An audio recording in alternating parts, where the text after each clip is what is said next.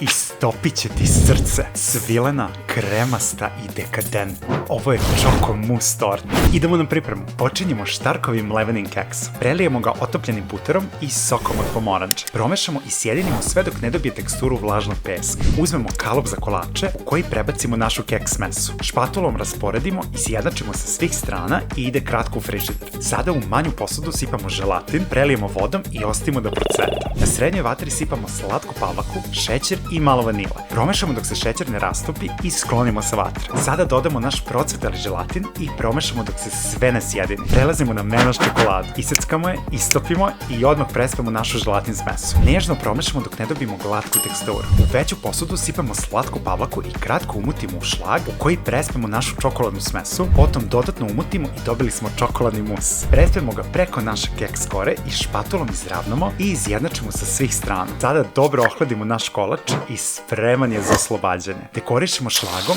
i uzmemo novu menaž čoko dekoraciju za najelegantniji izgled. I spreman je za serviranje. Uživajte u najkremastijoj mus torti koju ste probali. Prijatno!